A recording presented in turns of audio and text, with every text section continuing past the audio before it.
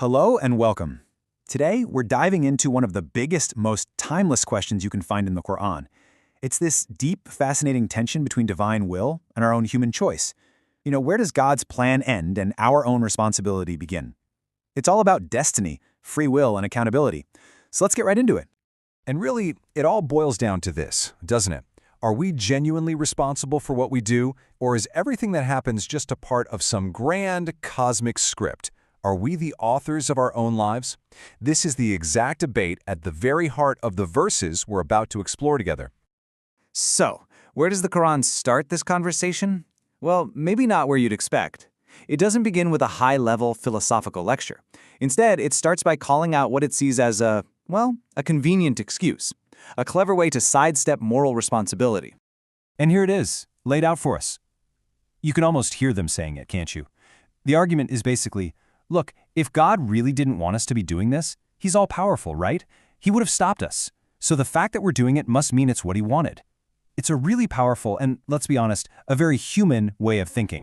What's so amazing here is how the text immediately gets to the heart of the issue. It doesn't really entertain this as a sincere question. Instead, it diagnoses it as a classic deflection. The Quran's response is, essentially, you know what? This excuse is old. People have been using this line for generations. And then it clarifies the job of a messenger. It's just to deliver the message clearly. That's it. It's not to force anyone to accept it. So let's be super clear about what's happening. The verse isn't trying to have a deep, abstract debate on predestination right here. Nope, it's exposing a clever, but in its view, insincere argument. It's the ultimate, hey, it's not my fault defense, and the text is just not buying it. Okay, so that's the excuse they're using. Now, how does the Quran counter this? This is where it gets really interesting. It doesn't just say, you're wrong. It points to a universal, historical fact. So, the counter-argument is this. We didn't leave anyone in the dark. We sent a messenger to every single community, every nation, with one consistent core message. And then, and this is the really amazing part, it says, don't just take my word for it. Go look for yourself. Travel the world and see what happened. And to really get what that core message was, we have to understand this one crucial term, tahut. It's a really comprehensive word. It means any false object of worship, anything that you put in God's place. That could be a physical statue, a powerful person, or even a compelling ideology. The message was always simple. Turn away from all that and worship the one Creator alone. So the argument here is that history itself is the evidence. It's a radical idea. The text is saying that every community was given a clear choice when their messenger came. Some people listened, and others chose to deny. And the results of those choices, it says, are literally written into the ruins and the records of the past for anyone to go and see. And this is just a brilliant and unique approach. It's not just making a theological claim and asking you to believe it. It's an invitation to do your own research, to be an historian or an archaeologist. Travel, study, observe the fate of civilizations that rejected the message. In this view, history becomes a living witness to the power of human choice. Okay, this all leads us to the next layer of this conversation, which is about the dynamic between our efforts to guide people and God's ultimate role in that whole process. Now, this verse is addressed to the Prophet Muhammad, but you can feel how its message extends to anyone who's ever tried to share something they believe in. It's a moment of real, sober truth. It's saying, look, you can pour your heart out, you can strive with all your might, but at the end of the day, you don't control hearts. Ultimate guidance isn't in your hands. And this table lays out that vital distinction perfectly. On the one hand, you have the human responsibility. Our job is to invite, to explain, to share the message as sincerely as we can. But on the other side is the divine role. God is the one who ultimately grants guidance, who determines the final outcome. There's a clear line between our effort and God's sovereignty. Now, it's really easy to hear that and think, well, why bother trying then? But that's not the point at all. In fact, it's the opposite. This is counsel, a piece of advice. It's about persisting in doing the right thing while also having the wisdom to recognize the limits of your own power. It's about focusing on the sincerity of your effort, not just the results.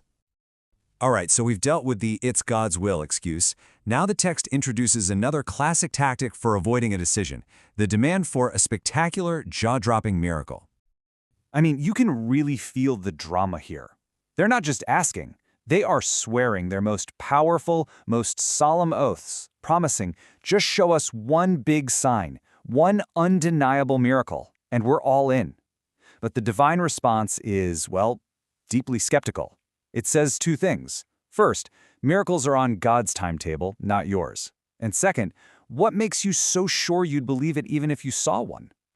So the text just cuts right through all the drama. It's like a master psychologist, pointing out what's really going on.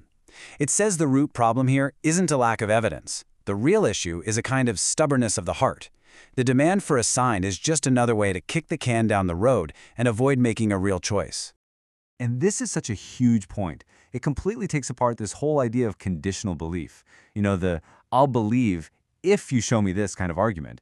The verse is basically saying that a sincere search for truth works with the evidence that's already there. It doesn't keep moving the goalposts and demanding bigger and bigger proofs. Okay, so we've gone through the excuses and the responses. The final part of this passage shifts our gaze from the present debate to the ultimate future. It's a promise that all these arguments and disagreements will finally be settled once and for all. This is the promise of a final, ultimate accounting. A day is coming when all the debates will end, all the points of disagreement will be resolved, and the truth will just be clear. And on that day, it says, those who built their lives around a lie will finally have to face the fact that they were liars. And then comes this image. Wow. It is incredibly powerful. The very things people mocked, the idea of a resurrection, of divine justice, of being held accountable, those are the very things that the verse says will envelop them, like a wave. It's such a profound lesson on the real-world consequences of mockery.